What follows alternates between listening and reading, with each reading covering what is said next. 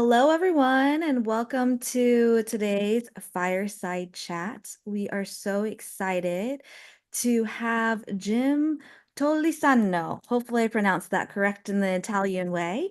Here with us today to talk about healing our relationship with nature through nature conservation.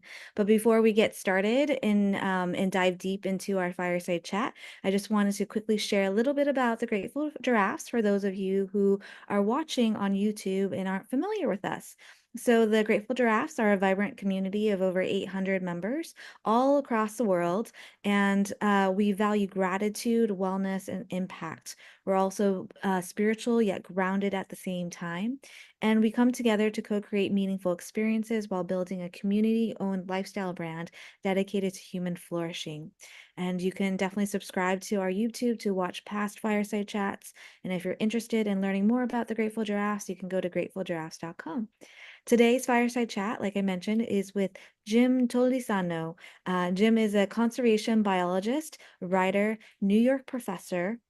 He has worked with nature conservation projects for more than 50 countries and had the outrageous fortune to learn from indigenous communities in remote areas of North Canada, Papua New Guinea, La Mesquita in Central America, the Ecuadorian Amazon, Central Congo, and Northern Mexico. He's also currently working on two books that explore nature conservation in practice.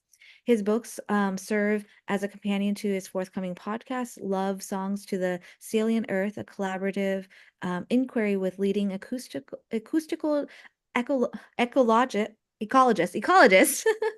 into the bridge between culture and nature. He's also an adjunct professor and advisor in the Gatton School of Interdisciplinary Studies at New York University and director of Innovations for Conservation, a nonprofit consortium supporting entrepreneurial local nature conservation work worldwide. He divides his time between his home in upstate New York and central Italy. So, welcome, Jim. We're so excited to have you. Thank you. Thanks for inviting me to do this. Yes. We Yeah. would love for you to share a little bit about your journey and how you started your path to nature conservation. Still a surprise to me. I will be honest. Okay, we can start there. And listening to your intro, your description of me, it sounds like I have had quite a journey. And I'm going to start by saying you mentioned gratitude before. I'm immensely grateful that I've been able to do what I do and can continue to do it. It's been a really wonderful experience. Um, yes, I work in a field that is called conservation biology. It is really all about protecting and conserving nature. I've been doing that for quite a while, more than 30 years. I never expected that this is where I was going to wind up. This is not how I started out. And that's probably a good way to describe what it actually is that I do. Because to be honest, the much younger version of me started out with an intention to being a writer. I studied creative writing. And I was very interested also in anthropology, social sciences, but loved being outside.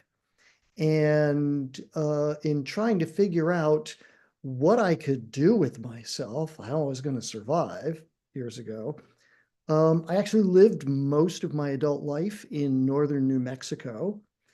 And I wound up getting a job with the US Forest Service, the Santa Fe National Forest, because there was a job there. And it was outside. Those two things sounded good.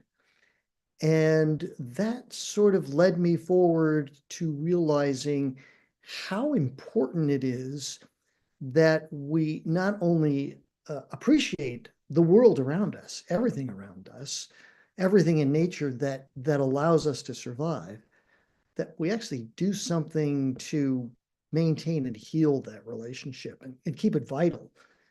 Um, and so that became my work. And over time, that work led me in some interesting directions. As I mentioned, I worked for the Forest Service. It was very interesting. It was it was reasonably good work. Some of it involved just dealing with forest management issues, doing some basic forest research. But then I decided I needed to expand my vision. So I decided I wanted to work in the wider world. And I managed to talk my way into a position as a United Nations volunteer. The United Nations sent me off to live for 2 years and work with nature conservation projects in Papua New Guinea, big island north of Australia. A very, what's the correct word to use here? A very traditional island, an island that is still operating with very traditional values. And that opened up a whole world and universe for me. And that world and universe was in understanding and appreciating how other people interact in the world around them, live with and in nature, and both the challenges we are facing in a relationship with nature that has created a lot of problems for us, as well as the possible solutions. And to follow through on the comment you made when you're introducing me, Papua New Guinea led me to Ecuador, which led me to, yeah, more than 50 other countries where I've worked over the years. And I've had the incredible fortune, the great fortune to work with most of the leading international nature conservation organizations, World Wildlife Fund, the Nature Conservancy, et cetera, as well as, most importantly, to work with people on the ground whose lives are affected by what happens in the world immediately around them, in the nature that surrounds them, and to get to live with them, work closely with them, learn from them, and try to come up with solutions together with them. And yeah, I've worked just about everywhere in the world, and it's been an amazing journey. I have certainly learned so much, which I'm hoping to continue to share. I hope and feel that I'm actually giving something back as well. And we can explore a little bit about what that looks like too. Yeah, I mean, like you have so much experience and your wealth of wisdom. So we're really excited to learn from you today. And we would love for you to share a little bit about like what is, conservation biology or biologist? What do you guys, what do you do? What is the work? A little bit more background about that. Sure, sure. Well, first of all, yeah, most people would call me a conservation biologist. Um, and it's a really confusing term, because yeah, first of all, it is biology in the sense that the focus is on life, on all living things around us. So conservation biologists are are focused and paying close attention to the impacts that we have on all other living beings, on all living species, and the incredibly diverse world of nature, the ecosystems in which everything occurs. That's what we're focused on. But at the same time, it's much, much more than biology. So calling us conservation biologists is kind of limiting because the only way to keep nature intact and alive and resilient is for us to focus on how we live and interact, and for us to learn how to best manage ourselves. So that basically means that to be a really successful conservation biologist or conservation practitioners, you have to embrace the work of virtually every other sector that you can think of. So a good expression of conservation biology, a good conservation biology initiative doesn't just involve biologists, doesn't just involve scientists. We're an important part of this, but it's just as important for us to be hearing um, from the business world, the business and financial sector, because they're having such an important and profound impact, but also from lawyers, from artists, because they're telling our stories and they're helping us see this vision from indigenous people who live and have lived in a place for so long and understand it so well. Um, from In fact, I honestly would say that you have to talk to everybody. Everybody is part of this conversation. And so to isolate me or thousands of other people who do this work and say, oh, you are conservation biologists, you sit over here and you do that work. We can only do this work if we're talking to everyone else. And if we understand that really most of the work, more than 50%, it's really social work. Biology is important because the biology is where we are paying attention to everything around us. And we're trying to understand the stories of everything around us so that we can build a deeper connection to everything. That's what the science does for us.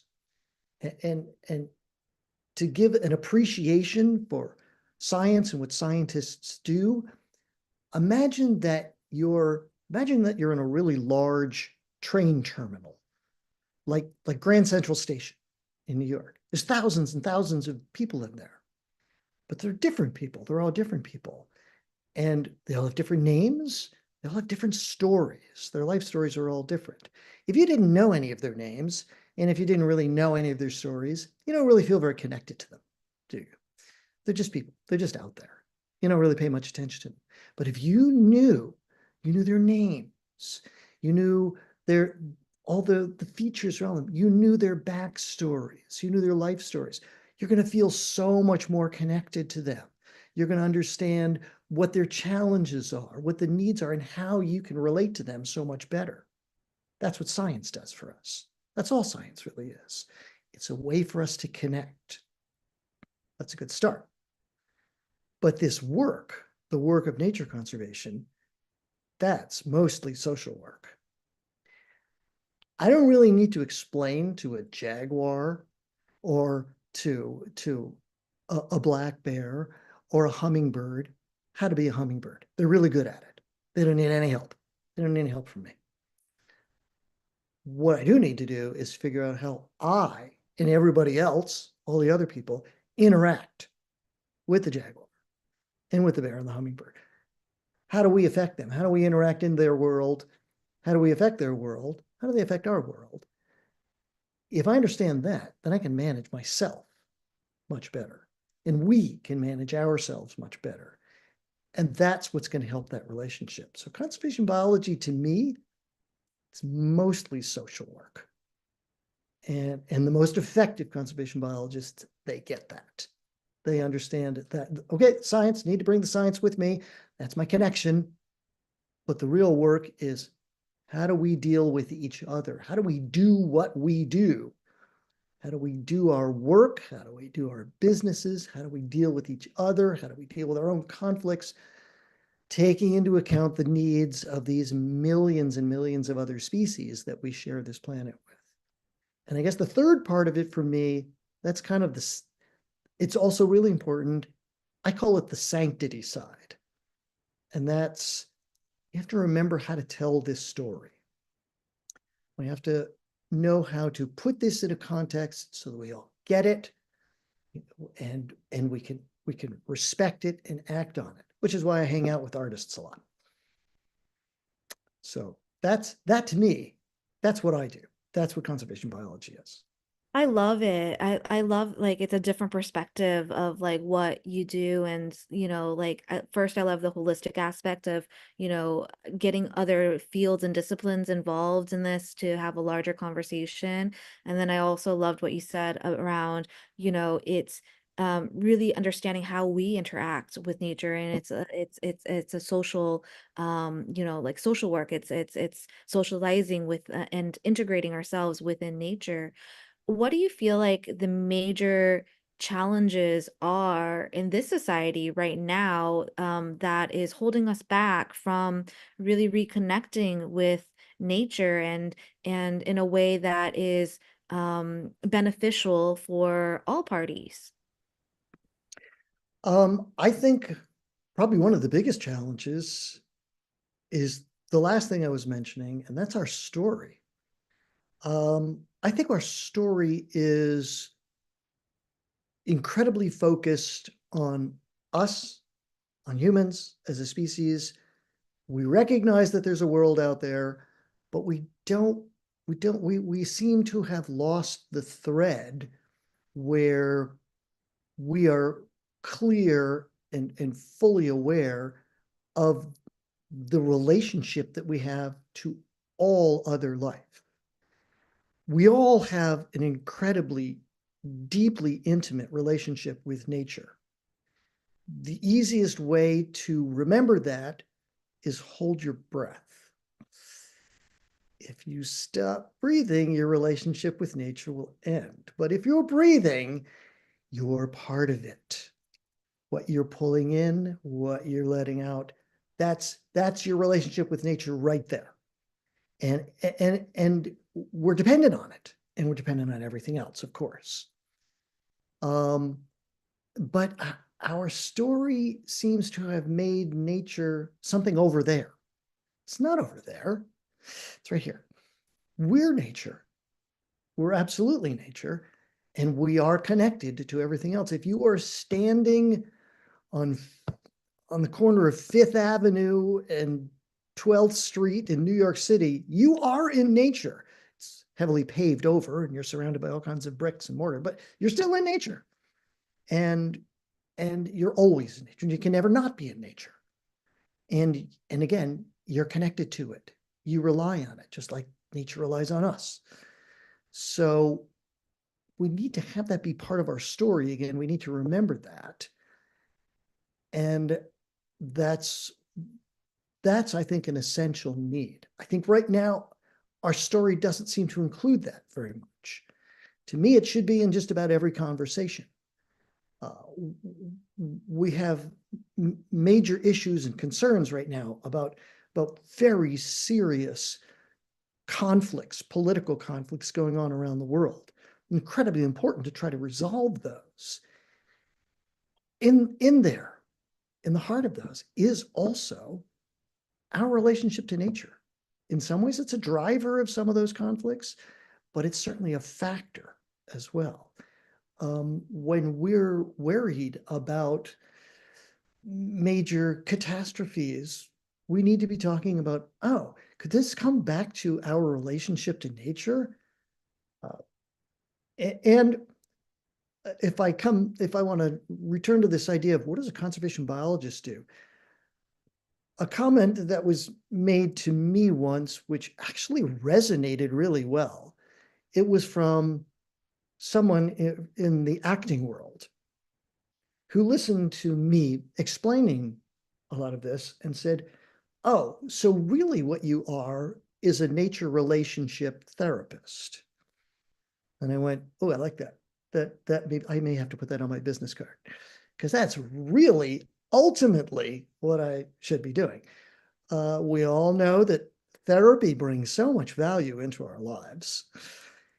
And we often need therapy in our relationships with each other, but we also need therapy in our relationship with nature. So some good, healthy nature relationship therapy, that would add a great deal. When we're meeting in the United Nations, let's add some nature relationship therapy to those conversations as well. When we're dealing with major political traumas and concerns and conflicts, let's remember to build some nature relationship therapy in there as well. And that's going to come through more effective storytelling, including all the other living, wonderful beings on this planet in our conversation. So I love this conversation so much because you're putting things in different perspectives. Because it's always like, oh, I'm going to go out in nature and I'm going to go meditate there. I'm going to go out here and like be with the trees. But really, like what you said, like we are nature, like we are part of the natural world.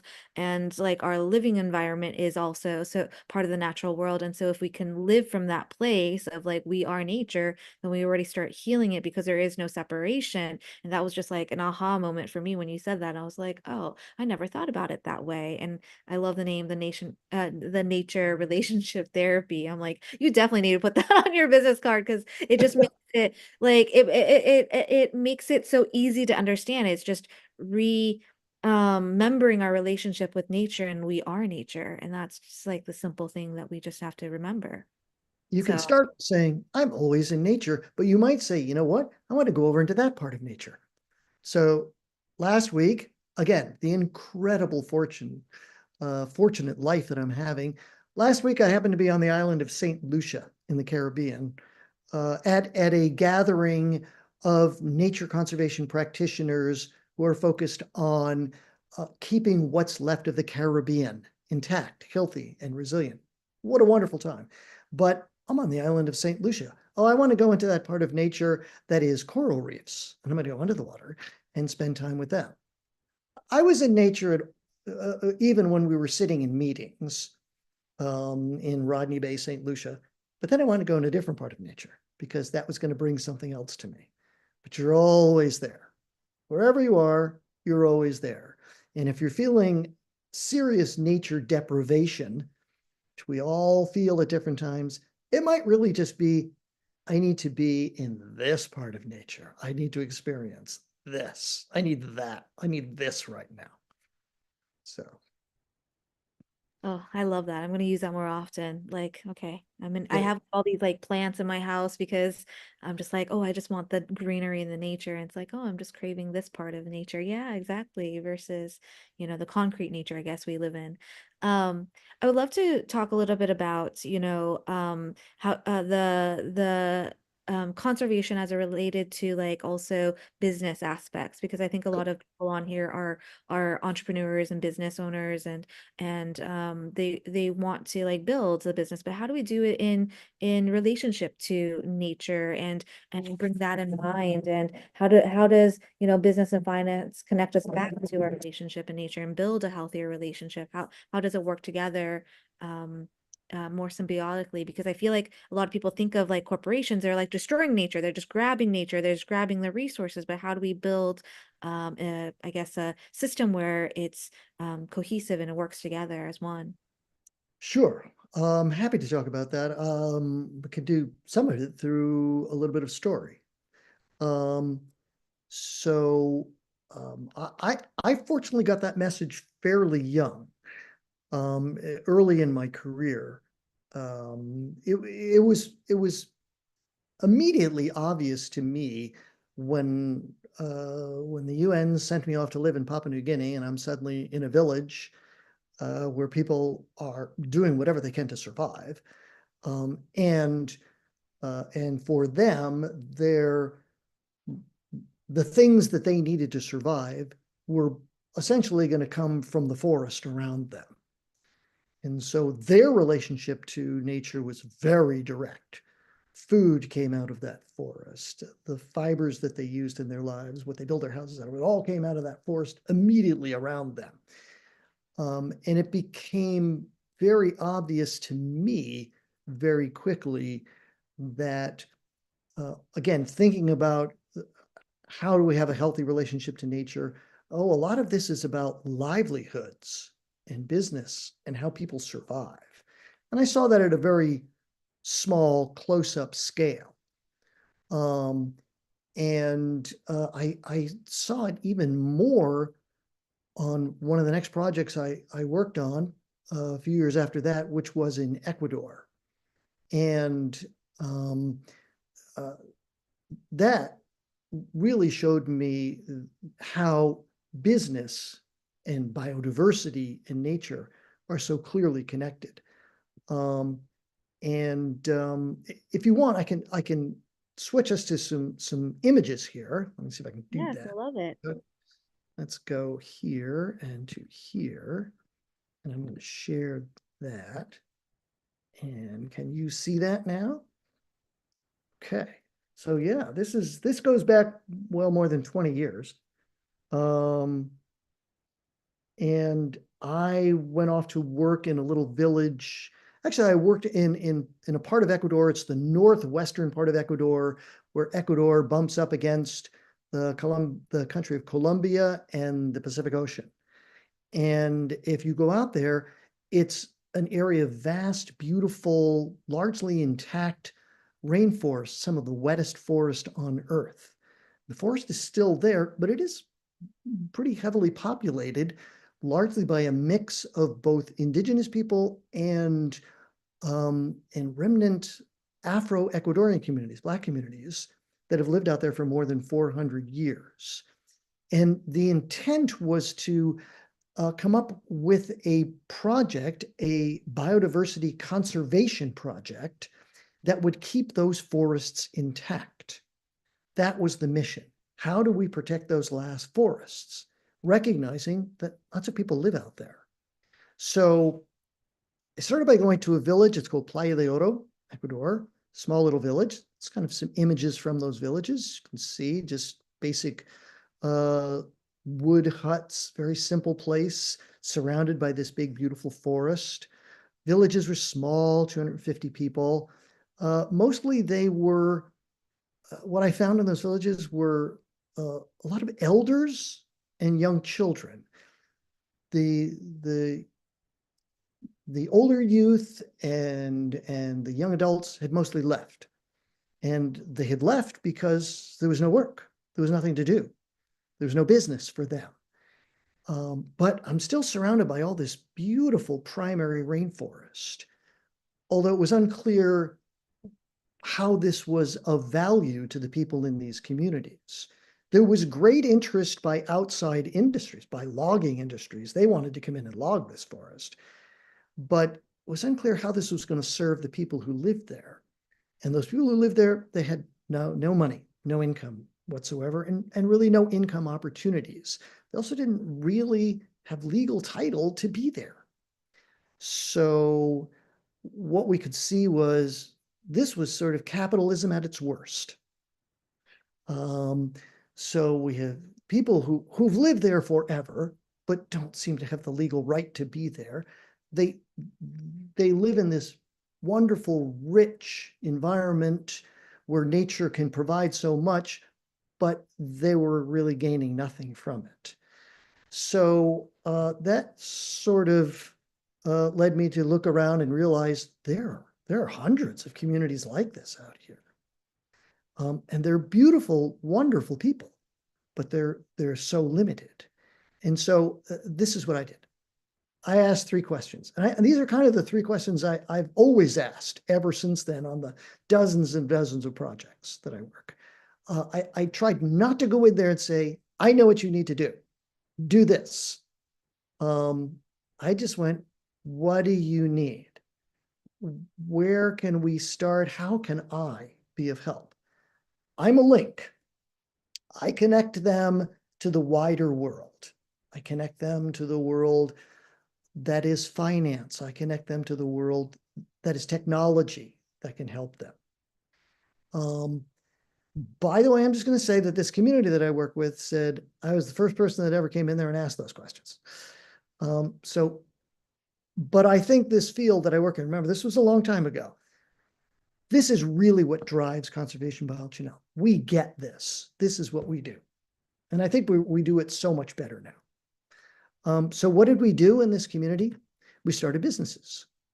We said, well, you can do forestry and you can make money by selling lumber. You just want to do it in a very sustainable way. So you can see that there's a gentleman here in this picture. He's got a chainsaw. And yes, there were certain people that were supporting this project who thought I was insane when I came back and said, we need to actually do some logging out there. No, you're trying to save the forest. They need work. They need a business. You can do it in a way that keeps that forest intact and healthy and even resilient. So the bottom image that you see there, which is a beautiful rainforest, that's the logged rainforest. That's what it looks like when we're done. So, and I was working with people that got it, they understood it, they knew how to do this. And they started a forestry cooperative that they ran out of their village. And they started making a considerable amount of money, a lot of money, by taking this timber, bringing it down to a sawmill and selling it downstream. Um, we managed to get them some of the resources they needed, like that chainsaw. Um, and we worked with them to develop the entire business concept, although that's mostly coming out of them. And then they started managing their forest this way. What did they do with all that money? Well, they used it to hire teachers, to create a health clinic. They used it to improve their lives. This is starting to look like capitalism at its best. And we did the same thing by helping them start small-scale sustainable agriculture projects, nature-based tourism. We pointed out to them that they lived in an area that was of incredible biological richness. Well, they knew that already, but they were kind of surprised, a little delighted to know other people would be thrilled to go there, especially people who would learn that they had more than a dozen very unique endemic bird species that you can't see anywhere else in the world. People are going to go out there. And so let's build a little eco lodge and you'll start making revenue doing this. And they did. And they started monitoring their own work. Are we doing any good? Is this keeping our forest intact? Because as they pointed out to me early, the reason that forest was still there, which was the point, we went out there to try to protect it. The reason it was still there is because they wanted it there. If they didn't want it, they would have sold it long ago or walked away. No, they wanted it. They loved that place. So they started monitoring to see if they were having a positive impact on their own place. And this is sort of something I learned in that process. Oh, yeah. The word ecology and the word economy, they come from the same root word. It comes from the Greek word oikos, which really talks about your household and your property and your whole family. And the ecology is looking at, well, what's in my household? What do I have? And economy is, how do I use it? How do I best use it?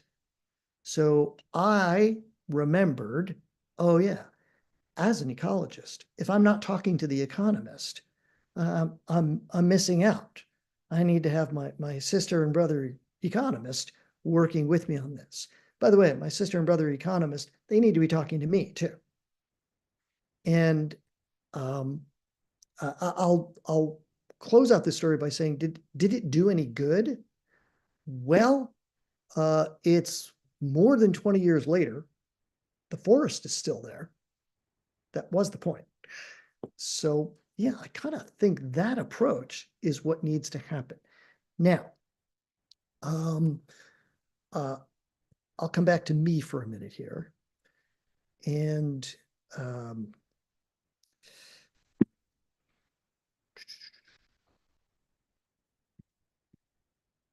I'll stop sharing for a minute. Just come back to me.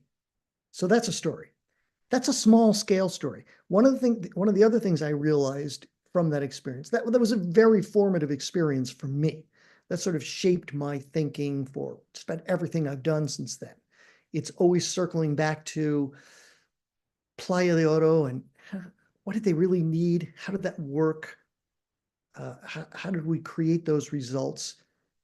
And then it was the awareness that kind of need to scale this up across the whole planet. And that's what conservation biology has become over the last 20 years.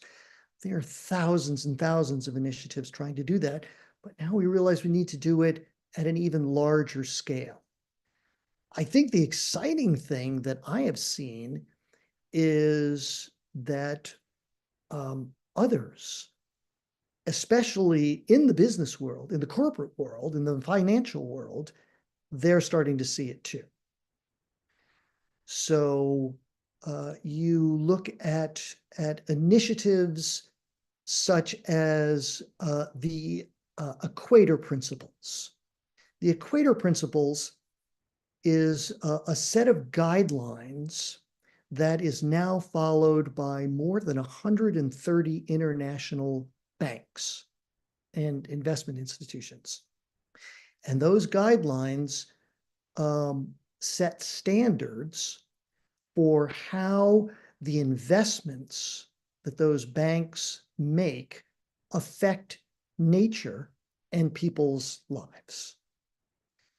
And the idea is no investment should be happening if it in any way is resulting in severe harm or damage to biodiversity. I'm not saying that made all the problems go away, but at least it's putting us on the right track. And the fact that I can walk into Citibank, which is an Equator bank, or I can walk into TD Bank, which is an Equator bank, and go, they've signed those principles. That's a really good start. And it's also a reminder that capitalism, that commercialism, yeah, that's created so many of our world's problems. Most of our world's problems are coming from a misinterpretation of that and a misunderstanding of it. But more and more, we're realizing that that's just an exchange system. How we apply it is going to determine everything. So it's not necessarily that capitalism is the enemy, it's just that we do it wrong. More and more, though, the ideas are out there that they're showing us how we could do it differently, how we could do it better, how we do it right. Next week, I'm going to be going on another adventure to Cali, Colombia. And in Cali, this will be the 16th meeting of the Convention on Biodiversity. So the Convention on Biodiversity is an international agreement that was signed by virtually every country on Earth 30 years ago.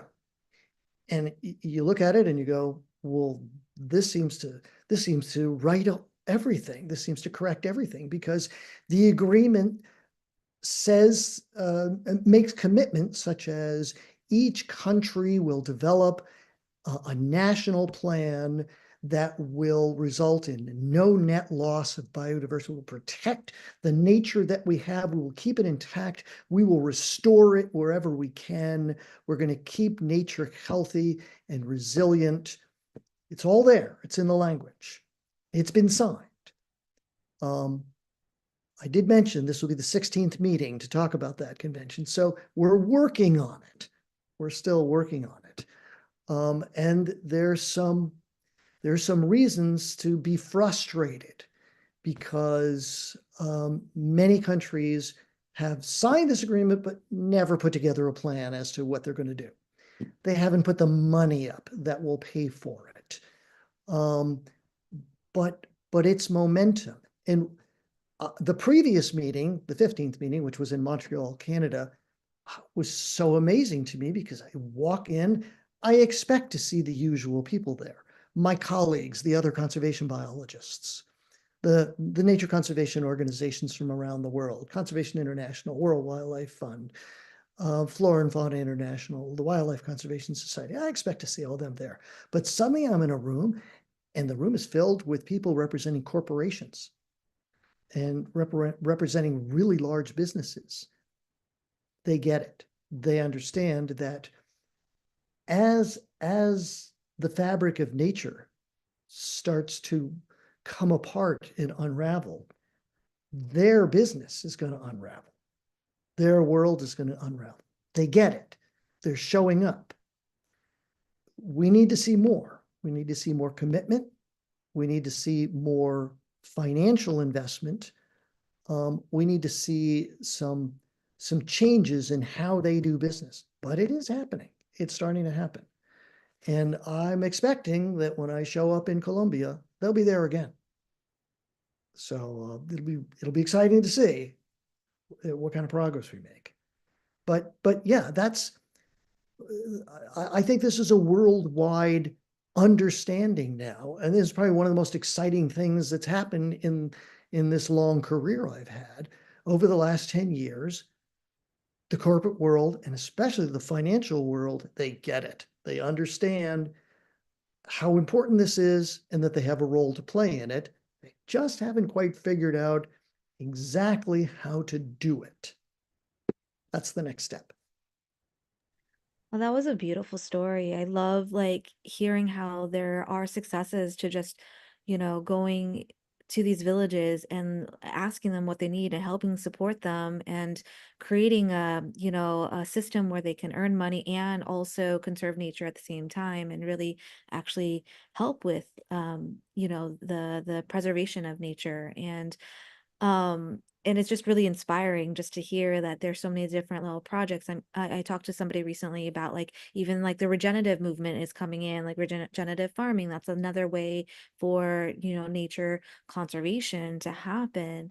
Um, what can we do as individuals as well to support this? Because I know, yes, we need the funding from like big corporations and all that stuff to really push this forward, but how can we support in pushing more of these initiatives forward to help with nature conservation while, also providing the financial benefit? And I loved what you said. It's like capitalism isn't bad, it's just we're doing it wrong. And if we did it right, then we could, change the landscape. And how do we as individuals support that and provide that help?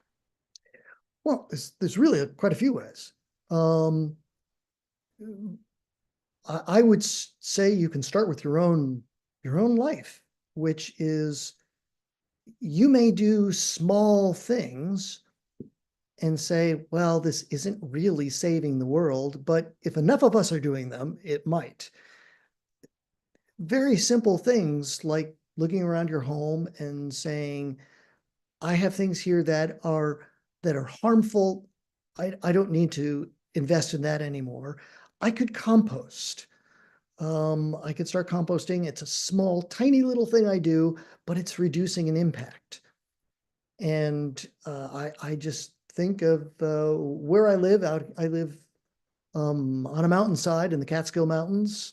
If all of my neighbors did that, that would have a really profound impact. So that there's small things that you can do, and you should remind yourself that it is of value, that it does have impact. Um, you can also look at what it is you do with your days, with your time, your work, your livelihood, and try to find ways to to make sure this message is getting out there, that you are part of the new story that we're going to tell, the better story that includes our relationship with nature. Um, I so You did mention that I teach part time at New York University. I teach in a school. It's called the Gallatin School. I'm going to do a plug for them. That's okay. Just because it's a really interesting place. It's the interdisciplinary school. So all Gallatin students have to design their own majors. And I think it's the only place NYU knew where I would fit because I'm so interdisciplinary. This work is so interdisciplinary. Where do we put this person? They put me in the interdisciplinary school. But I get students who take my classes and their real interest and passion is theater, or it's filmmaking, or it is fashion. I'm thinking of some of my students. Finance, it varies around the world, social justice.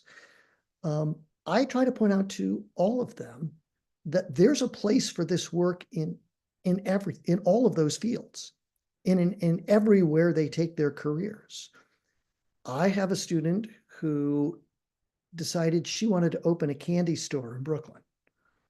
Okay, there's a place for this in your candy store because you can create products that both are fully sustainable, that are supporting sustainable businesses, that are supporting those people that I worked with in Ecuador who are growing organic, sustainable chocolate. You can support them. You can be informing the world through your candy store. You can build it into everything. And that's what we really need to do. It needs to be an expression coming from every field and every business. That's when we're really on the road to solving this problem. So we can all pull it into our lives one way or another. There's also the very important thing, which is we can look for others who are doing great, profound work. We can offer our services somehow. Maybe we have something to contribute to them that they don't have. Maybe I am maybe I'm a storyteller, maybe I'm a filmmaker, and I could help them get their message out to a wider audience. You can do that. You can also just contribute financially in other ways to these projects that need help. Um, I I could tell you there's uh, another aspect of this that I would really like to get across before we finish. Uh, I want to talk a little bit about where I'm seeing some of the most impressive and exciting success. And this maybe circles back to your question here. Because for me, some of the most exciting projects I'm seeing are ones that I'm going to call them homegrown projects. These are projects that are coming out of communities themselves.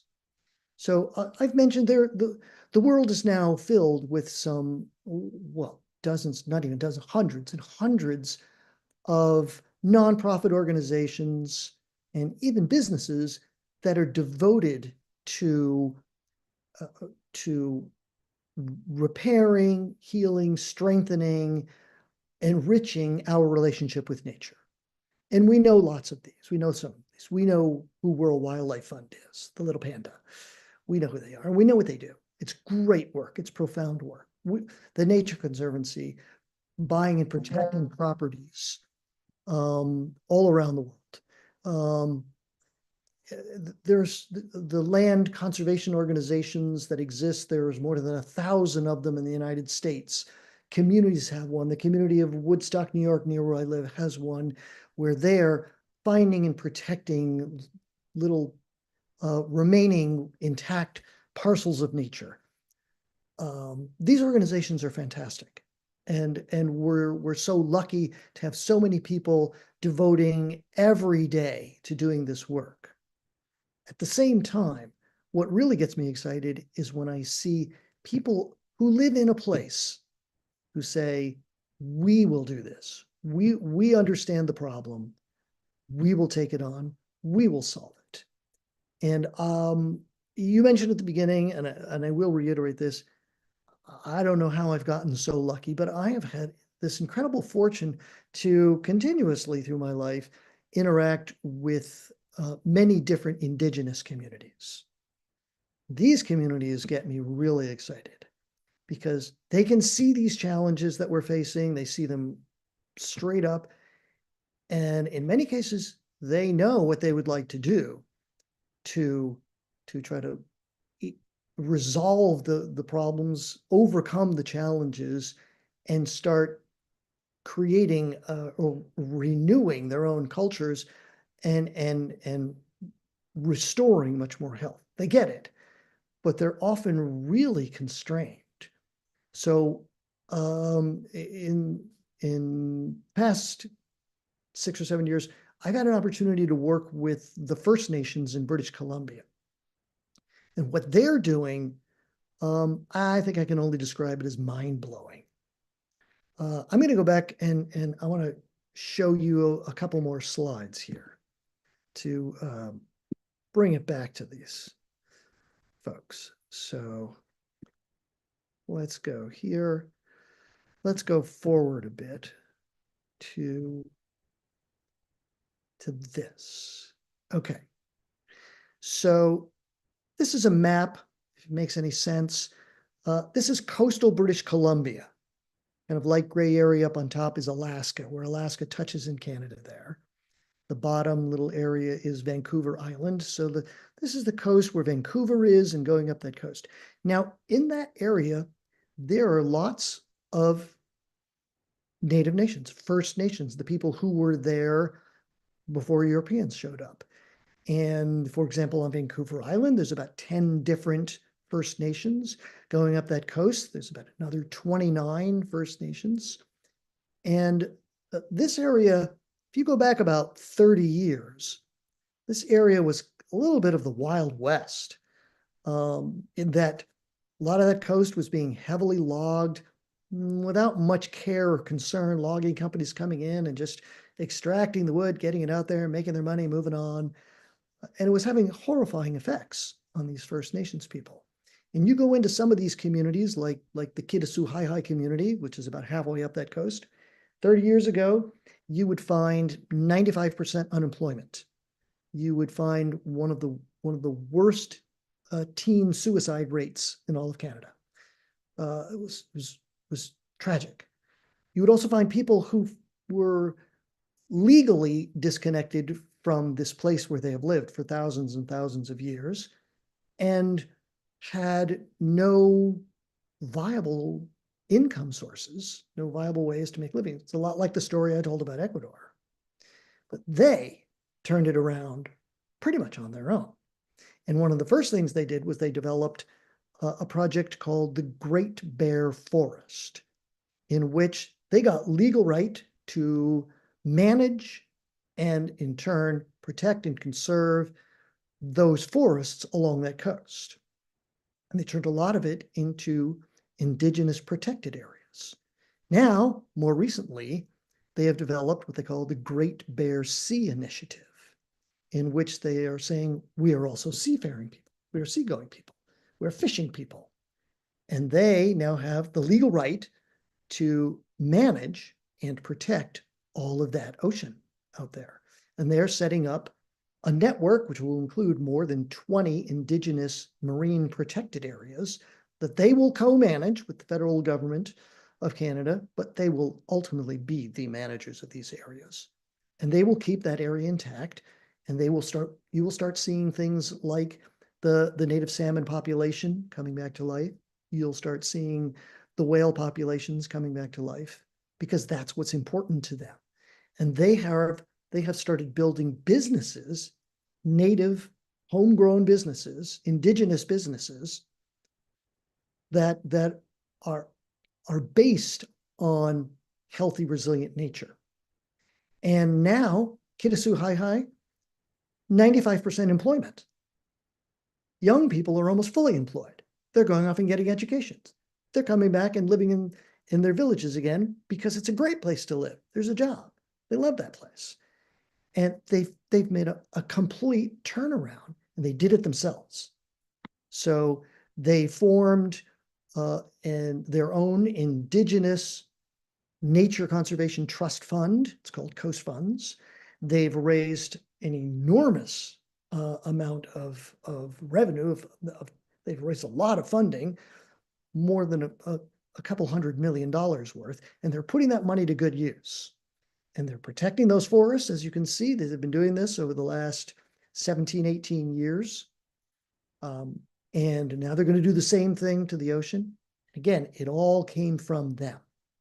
It's driven by them. They wanted to do this. They took it on themselves. They're running it themselves. And we're seeing more and more of this. They're a great role model. They're a phenomenal role model. And their story needs to be told a lot more and heard. But we're seeing this happening elsewhere in the world, in Australia, across Africa, parts of South America. We need to see more of this homegrown, coming right out of their heart and soul and their own culture. So I think that's such an important story. And I just want to make sure that people understand that is happening, and more of it is going to happen. I'll stop there. No, thank you for sharing that story. That was so beautiful. And like you said, more people need to hear about it. Like we just don't know about all the great work that people are doing, and like they're doing it themselves, and they're really taking ownership of it and really transforming, not only the nature around them, but their own lives. And I think more of that, like you said, more stories need to be shared, and like we need more filmmakers to make this and like really bring this out into the forefront. I would love to wrap this up with like, how do people find out more about these projects or learn more? Where can they go? I feel like this is such a need. Or how do they follow your work and really understand, really dive deeper into this if they want to learn more about nature conservation and how to involve themselves, and maybe they want to tell the stories of these people that they don't even hear about in everyday life. That's a great question. And as far as uh, keeping up with me, I have enough trouble with that. Uh, I do have a website. I promise I'll improve it. You can always find me there, and it's just jtolisano.com. But just it's all online, and there's so much of it online. Just figure out what is your passion, what is your interest, where does this really resonate for you? Is it more on that science side of things that I want to understand my world better? I want to understand all of the butterflies that live around me. And wherever you live, there's lots of them. If it's the science side, that's certainly there for you, and you will find it online. You will find groups who are doing that, groups right around where you live. I guarantee it. You're going to find groups that want to take you outside and help you understand your world so much better. If it's more the social side, if it's social justice or just getting people engaged, that's also there. And you're also going to find it in your community. I guarantee it. It's a matter of just looking around. There are there are tens of thousands of groups and organizations that now exist everywhere on Earth, and this is what they do every day. It's not just the big giant ones like the Nature Conservancy. You're going to find small ones near you, friends of the wherever you live. Just fill in the blank there. There's a little area in southwestern Utah, around St. George, Utah. It's very beautiful over there near Zion Park. And there's Friends of the Dixie National Forest. It's a little group. They exist. They're there for you. If you go, this is something that really interests me, reach out to them. You can start your own group. You can also, as you're pointing out, you can look at what are my talents? What do I bring to this? Who and how can I share these? You mentioned, oh, we need to get filmmakers involved. Yeah, and we also need to get filmmakers to go to some of these communities and work with them. I will point out, I was mentioning the coastal First Nations in British Columbia. I wish I could share this with you. It's not quite ready to be widely shared yet, but they have a beautiful film about their story. It's about 25 minutes long. It's really well done. They made it. It was made by a Native woman. Um, and we need to bring people like her the the skills and the technology so that they can start doing this. That also needs to happen. I I want to hear the story of the Warani and Yasuni National Park in eastern Ecuador, but I want the Warani to tell me. I want to hear it from them. I want to hear the stories from the Hadzabe people in central Tanzania, but I want to hear it from them. So let's bring what we know, help them tell their stories. I think that's going to be really powerful. I will also say, because it's there, and and the media has also seemed to have woken up. Maybe it's class 5 hurricane after class 5 hurricane. But the media seems to have woken up and realized, oh, that's right. We live on a planet. We live on a living, breathing planet. Maybe we ought to do something about that. It's there. It's in the news. It's always there. This conference that's going to happen in Colombia, it is really important. Every country on earth is going to be there. There are going to be representatives from government. There's going to be lots of lawyers there. There's going to be so many biologists. There are also going to be lots of indigenous people there. There's going to be people speaking for women's groups and for youth. There'll be lots of young people there, lots. There'll be business people there. As I mentioned, there's going to be impact and financial investors are going to be there. They'll all be there. There'll be 15,000 or more people attending this thing.